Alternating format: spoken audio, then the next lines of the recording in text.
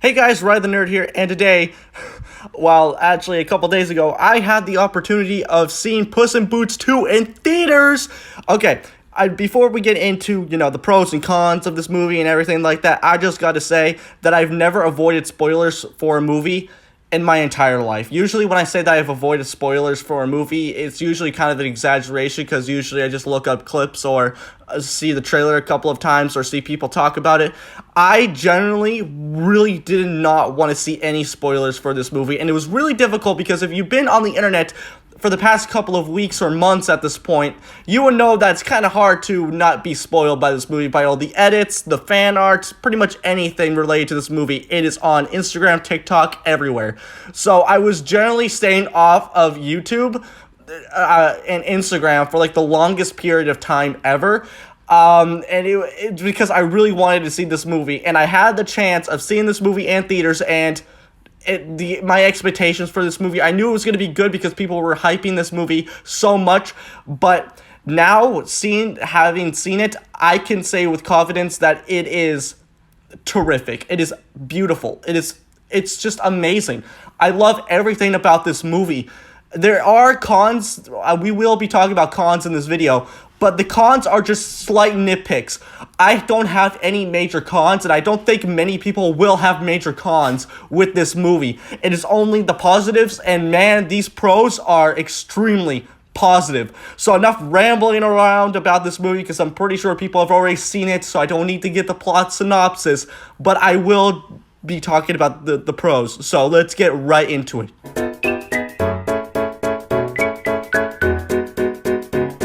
So before we get into the pros, I just gotta say this outright. I was a really big fan of the first movie. Even though that it is a pretty underrated DreamWorks movie, it was one of my favorites, and I had the chance of rewatching it after this movie. But rewatching the first one and looking back on it, I could say that this movie did that movie extremely well with justifying it. Because when I first saw the trailer, when I saw that they were announcing this movie, I was like, really? You guys are doing a sequel? Like, guys, 12 years late. You're kind of missing your point here. And so then when I saw the trailer, I was blown away by, the animation, the whole thing. It was just mind-blowing to me. So I was hoping that they were going to do this movie, the first movie, justice, and I gotta say that they did this movie justice extremely well. Because usually when a studio does a sequel from a very successful first movie, they usually kind of throw out plot points that were unique or relevant to the characters or character from the first one. They kind of throw it out, but for this one, they really evolved. Seeing Kitty back on screen was really nice, and also seeing Puss and her relationship unfold from the first one, because I was really invested in the relationship in the first movie, and I'm glad that they evolved that relationship in this one. And also, you got, they didn't like throw out, forget about, Puss's mom, and Humpty Dumpty. Puss's mom is in a flashback as well, and Humpty Dumpty is in a little Easter egg if you look hard enough. But yeah, they did the first movie justice extremely well, and I was very surprised by that. And speaking of the trailer, what really caught me was the animation. The animation is clearly inspired by Spider-Verse, because Spider-Verse changed the entire way studios are animating movies nowadays, because Sony really showed how you don't have to animate a movie in the same style or in the same way over and over again. You can change it and be unique and still be awesome and just even better than your animation style or just any way in general. So I was very blown away by the animation. I was at first a little off put, but at the same time enjoyed the animation. But watching the movie, I could say that I really do like the animation more than the first one, because the first one, looking back on it, it's more realisticified, and I really do like the colors. The colors in this movie just pop and they stand out extremely well. All the little details are just really great as well. Like, the hairs and everything are really well detailed as well. And there is really great emotional beats as well. Just coming back to the first one, I really did like the emotional beats in that one, and I thought that they weren't going to be, this movie wasn't going to have as much as emotional beats as the first one. And I gotta say that the emotional beats in this movie are way better than the first one from relatability standpoint. But from the first movie, I feel like the emotional beats are great in that one from a narrative standpoint. But for relatability, the point goes to this movie. And also, speaking of like the trailer and everything, I was also blown away about how there was much in that trailer, and I was like, what is the length of this movie going to be? I was hoping that it was going to be like a 2 hour long movie, because all the stuff that they were showing in the trailer, I was like, how are they going to fit this in a 2 hour long movie? And then I saw the length, I was like, it's only an hour long movie? How is that possible? And then I was like, I was going to be like, oh no, they're going to like rush stuff. And I was very hesitant, but I got to say that they did not rush anything. They did not rush the character development. They did not rush, they did not rush the action. They did not rush any of the arcs. It was very well, oh god, I'm missing the word here, but it's probably going to come back to me later. But it was not rushed at all. And so when this movie is not being rushed, since it is not rushed, you get to spend a lot of time with the characters and the side characters as well. And each character gets enough screen time, which I was like, oh no, since there's going to be so much characters in this movie, there's going to be one character that I really want to see more. I'm going to be like, oh, I want to see that character more. But thank God that they got equal amount of screen time, because then you get to relate to them more, and you get to get involved in their story and their arcs and everything like that. So I'm glad that they did that. And just also really great side characters as well. Very great side characters like Burrito, and Goldilocks and the Three Bears was also really cool. And I thought that Goldilocks and Three Bears were going to be like a throwaway villain. I was like, oh man, they're introducing too many villains in this. You got Jack Horner, you got Death, and you got Goldilocks and the Three Bears. There's a lot of antagonists in this movie. So, but I'm glad that each character got enough screen time. And they each had their own arcs that was unique to them as well. So I'm glad that they did that, as well. And there's also really great comedy surrounding, the side characters, and Burrito was also really great as well with the comedy. The comedy was 10 times better in this movie than the first one. I really did like the comedy in the first one, but this one took it a whole nother level, with Burrito, with him, telling about his funny backstory and everything like that. It was very dark, but also very funny as well, because he's so naive, and he doesn't really know doesn't know how dark that situation and terrible it actually is. And they really got away with swearing and stuff like that. Puss literally says straight up hell in this movie, as in what the hell are you doing? And you even got Burrito swearing, even though that it is bleeped, which some people might think that's oh no, they're pushing it too hard, because they're oh no, they're becoming self-aware, and it's probably going to get old soon. I know that some people don't really like when when studios make cartoon characters swear, and bleep it out for comedic effect. Personally, for me, I feel like they did it really well, because it's not just Burrito saying, the F word and then bleeping it out and there's something dramatic happening. No, he's just actually just saying it because he's there's this one scene where Goldie and the baby bear are just roasting each other, and Burrito joins in, and he's just absolutely just throwing just absolute banging roasts at them, but they're bleeped so you can't hear them, and they're just looking on in shock, and they're oh god, no, what are you saying, please stop. It was really funny. It was really great as well. nonstop action as well, from the trailer as well. Combining with the great cinematography from this movie, they really just hit everything that I wanted from this movie. Chef kiss, I mind you. It was just really great about how the nonstop action and the cinematography worked so goddamn well with each other. The animation as well, combining with the action, just also popped really well. And there is some very, very intense scenes surrounding one major character, which we will talk about later. But yeah, just really intense moments as well, especially with like the panic attack scene, and everything like that. And the final battle and everything like that, where like, if you go outside this barrier, you're actually just gonna get disintegrated. So when they're having their main battle in there, you're like, oh god, please don't like fall out of the barrier or anything. You're gonna just disintegrate.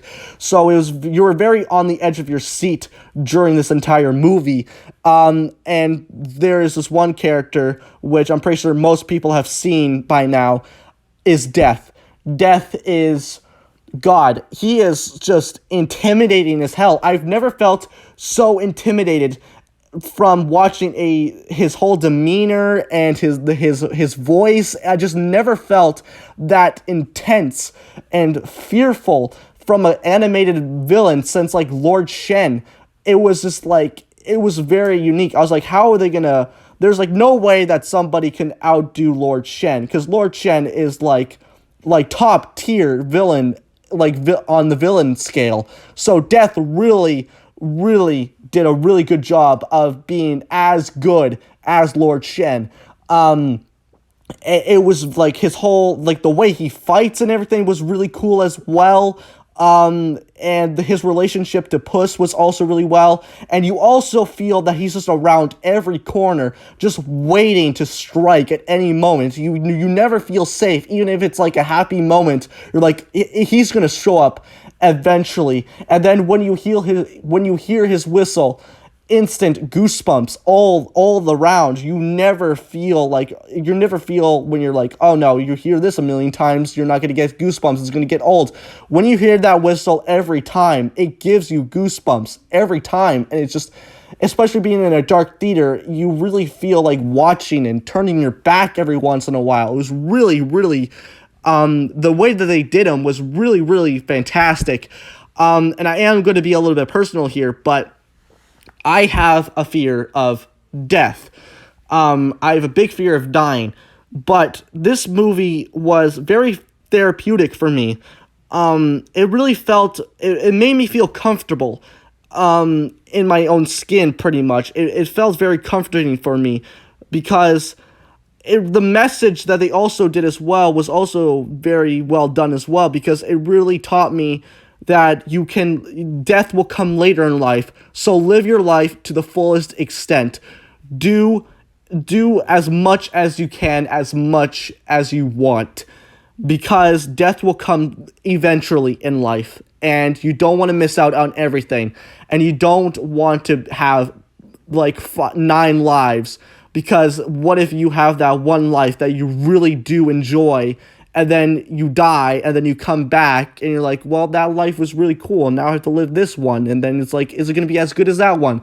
So it was very therapeutic for me from a message standpoint, and I'm glad that they decided to do this message as well. And there's just so many layers to the plot as well.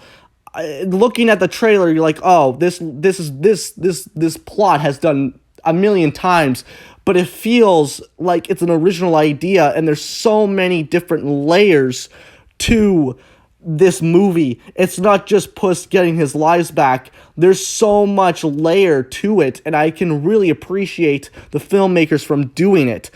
It was just really great. The message is fantastic. It is like probably one of my favorite animated movie messages, or messages in a movie ever, besides, Kung Fu Panda 2 of, for not focusing on the past and move forward. And this movie was also very personal to me as well, because, my fear, and also being extremely comforting for me. So I can really appreciate this movie, and I hope that this movie gets more love in the near future, because, man, it deserves it. But the pros, I've been going on for a little bit too long, but I feel like it's time to talk about the cons. Now, the cons are not even cons at this point. They're mostly nitpicks, but whatever, we'll get into the cons, quote unquote, right now. So enjoy that if you will. So, the cons. There's only one con, and like I said, it's just a minor nitpick that I picked out. And even then, looking back on, me, like, getting all the points and the pros match up perfectly of what I think, the cons are a little bit iffy for me because I literally just picked two, and even then, they're, like, mostly nitpicks. But the first con, I'm kind of scratching that whole con idea. But Jack Horner is mostly just an obstacle for this movie. But he's not a bad character at all. He just felt kind of like an obstacle for me. But, looking back on it and, seeing, how funny he was, I can just take that con and throw it in the garbage. I don't really care about that con anymore, and you can probably see why, because it's just kind of a stupid point anyway. I was just trying to think of something that I didn't understand or didn't like about this movie, which was bare minimum, as you can tell. So you can throw that con and throw it in the dumpster because it doesn't matter anymore. But there is one con that I can't really wrap my head around, or in the movie that is that Goldie's reason for her wish felt kind of a bit forced for me personally. It kind of came out of left field because during the movie she's kind of like, bonding with Baby and her parents and everything like that. So when she's like, I want a new family, it kind of felt a little bit forced in a way, but at least that didn't came out of like completely left field. But they did show like her flashback wanting parents and everything from her, her favorite book and everything like that. But that at least that they did it like that instead of just coming out of left field. And now looking back on it, I can say that the cons are not really that much of cons. They're just mostly nitpicks, and even then I wouldn't call them nitpicks. It was just whatever. But you can see how much I just love this movie, because even then I'm kind of second guessing myself, and usually I don't second guess myself, so it is a little bit odd. But you can take all these cons and you can throw them away. You can put them in the back of your mind. You won't notice them at all when you're watching this movie. But I gotta say, this movie, fantastic. This is the movie that Dreamworks is great at. They're really great at making sequels, pretty much better than Disney at this point. They are making absolute bangers right now, but I feel like this movie is going directly back to the first Kung Fu Panda movie, The Road to El Dorado. It's like that type of adventure movie, and comedy-wise. It's just, it feels like they're going back to the good old Dreamworks that I love so much, and that we all love dearly to our hearts. I could see this being like the next How to Train Your Dragon movie, or the next Kung Fu Panda movie for the next generation of kids, and I can't wait to see this movie get so much love. It's already gotten enough love. It's gotten so much love, and I'm so glad that it has. But we need to give it even more love. All right, so let's give Puss in Boots: The Last Wish even more love, because it is just a fantastic movie. And oh my god, I just love this movie so much. But anyway, that's going to do it for me, guys. I really hope you enjoyed this video. Like, comment, subscribe. I don't care what you do, but you guys know what time it is. So, bye, guys.